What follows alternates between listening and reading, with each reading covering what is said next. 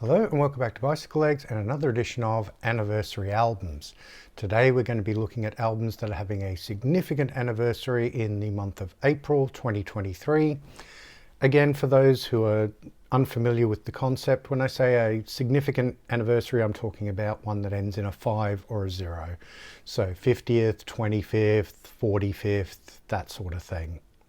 You'll get the gist as we go along. Again, a very difficult month to pick albums for. I've managed to narrow it down to 10. Let's get into it. And the first one is one of my favorite albums. It came in number 1 when I ranked this particular artist's catalogue. It was originally released on the 3rd of April 1968, and that is Bookends by Simon and Garfunkel. As I probably mentioned when I did the Simon and Garfunkel Studio Albums Ranked show, which I'll leave a link to in the description, this album has a particular connection for me between myself and my younger sister. We used to listen to this album all the time when we were kids. My parents were big Simon and Garfunkel fans. They had like a box set of all the studio albums, and we used to play it a lot, but this is the album that we sort of went to more than any of the others. And it's a short album. It's like under 30 minutes long, but it's just so good. Side 1 kind of makes up almost a concept piece, sort of young to old, an aging sort of process when you go through the Bookends theme, Save the Life of My Child, that's sort of the childhood one. Then America is the young adult song. Overs is getting into the sort of middle-aged period of life. Then you have the Voices of Old People, which is really quite touching and haunting, just a recording of people in a retirement village. And then you have Old Friends, and then the Bookends theme again. So it's just absolutely beautiful. And then side 2, you've got some wonderful songs. You've got the massive hit Mrs. Robinson. You got Fake in it, which is wonderful. Punky's Dilemma was always a favourite of my sister and me. Hazy Shade of Winter, great song. Really good cover version done by the Bangles, but I still like the original better. And then At the Zoo is a fun way to end it. As I say, it's a short album, but it's a fabulous album. The next album we're going to have a look at is having its 45th anniversary in the month of April. It was originally released on the 10th of April 1978, and that is Heavy Horses by Jethro Tull. Sort of the middle part of a trilogy of Jethro Tull albums where they really re-embrace their folk roots. It started off with Songs from the Woods, then you had Heavy Horses, and then you had Stormwatch after it. There's, great songs on this one. This might be the best of the 3. I don't know. It's a toss-up between this one and Songs from the Wood. Let me know in the comments which one you prefer. It's got The Mouse Police Never Sleeps, No Lullaby, Journeyman, Moths. The title track, Heavy Horses, is one of the best Jethro Tull songs ever, I think. Weathercock is great. One Brown Mouse. Just a wonderful, if you want sort of a folky prog album, this is a wonderful album to go for. The next album we're going to have a look at is having its 35th anniversary in the month of April. It was originally released on the 11th of April 1988, and that is Seventh Son of a Seventh Son by Iron Maiden. This is probably in a sort of a competition with Peace of Mind and Power Slave to be my favourite Iron Maiden album. It's a wonderful album. I think it's one that gets overlooked a little bit. Those first sort of 5 or 6 albums really sort of get more of the attention, I think. But this one's wonderful. It's got Moonchild, Infinite Dreams. Can I Play With Madness was a great single. The title track is great. The Prophecy, The Clairvoyant, there's The Evil That Men Do. There's so many good songs on this album. Really good. And I love that artwork. I mean, that most of the Iron Maiden albums from those 80s albums in particular have just incredible artwork by Derek Riggs. Absolutely love it. Now, the next album we're going to have a look at is having its 40th anniversary in the month of April. It was originally released on the 12th of April 1983. It is a debut album, although they had put out an EP before this, and that is Murmur by R.E.M. R.E.M. are a wonderful band that I don't know that I've talked much about on the channel.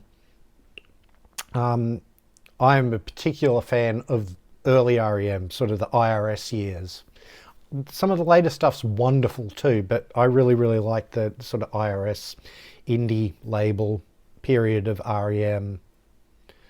You know, this is a wonderful album. Mine's an Australian pressing, so it's still on the IRS labels, but it was released, I think it was distributed by Epic Records. And yeah, I mean, it's got Radio Free Europe on it, you know, Moral Kiosk, Laughing, Talk About Passion, Shaking Through.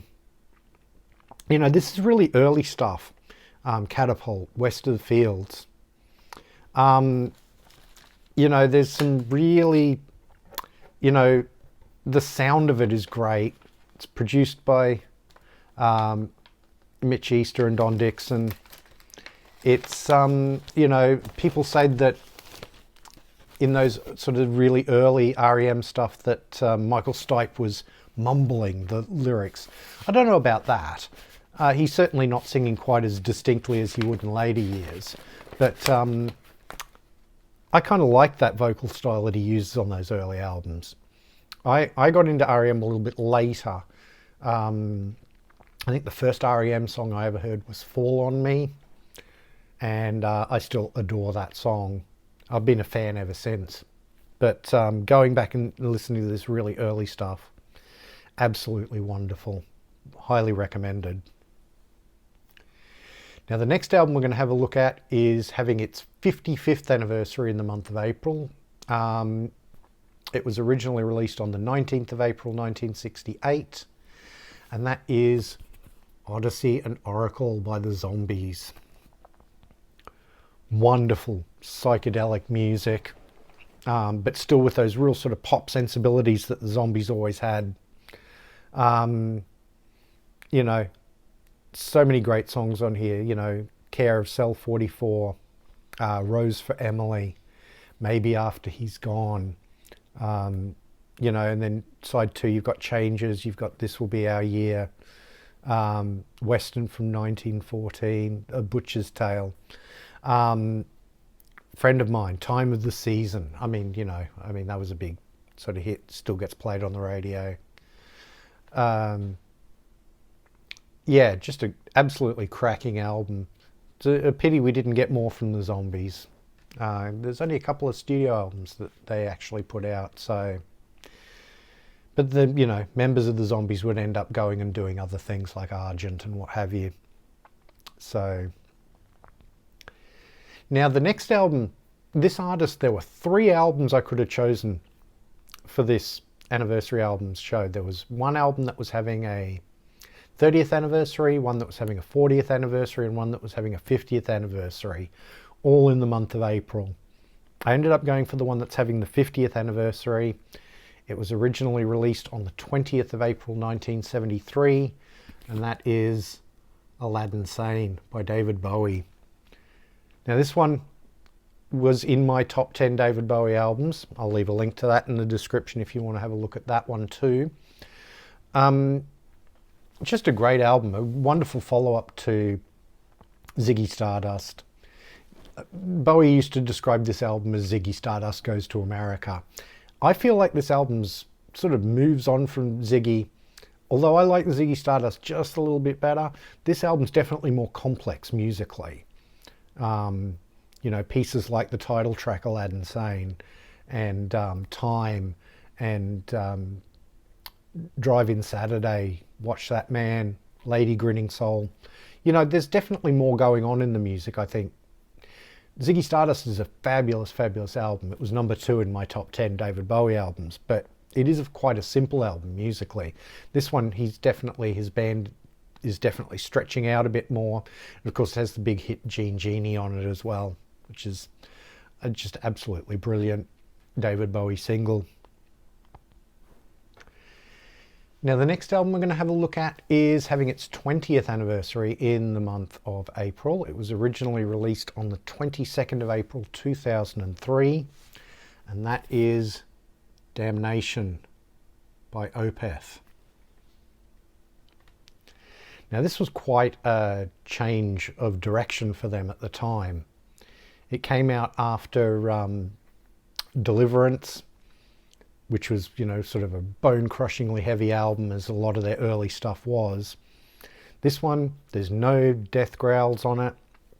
It's a much quieter album. It's definitely more leaning towards the prog rock side rather than the sort of progressive death metal.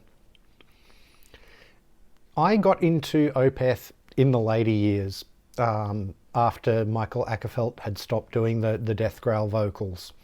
I've never been a big death metal fan.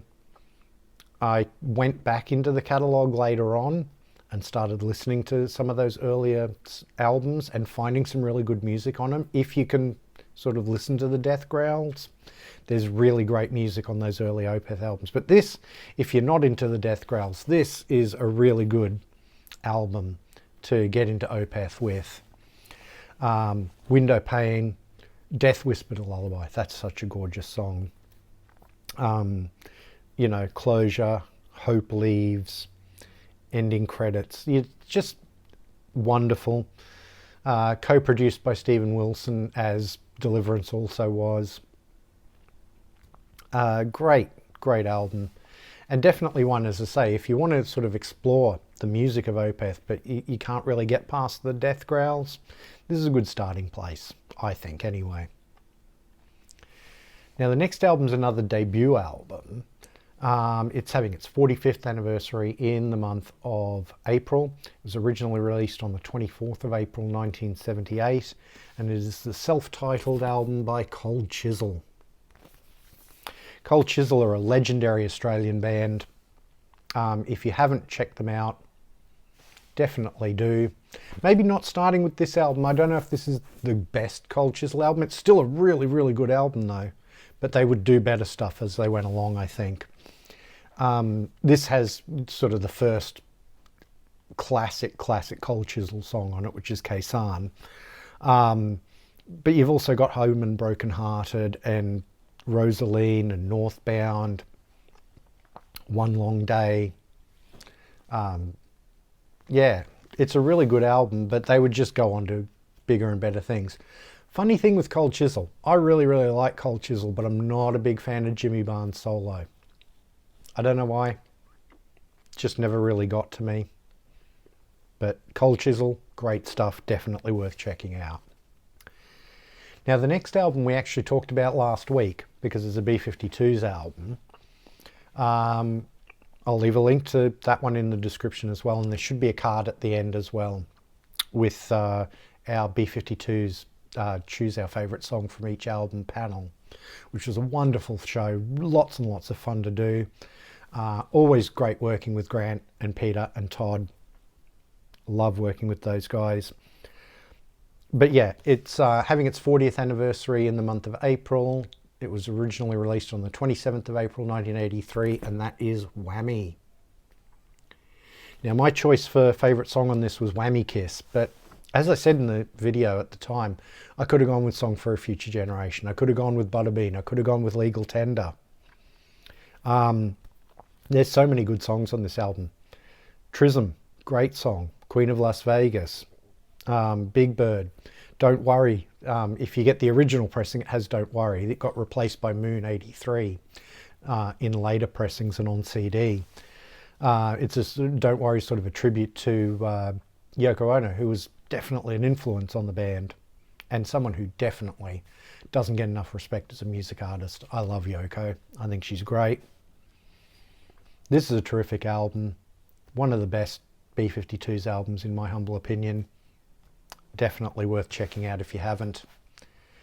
And then the last album we're going to look at today is having its 50th anniversary in the month of April. It was originally released on the 30th of April 1973, and that is Red Rose Speedway by Paul McCartney and Wings. Now, again, this is an album that didn't make my top 10 when I did a top 10 Paul McCartney albums, and I'll leave a link to that in the description as well.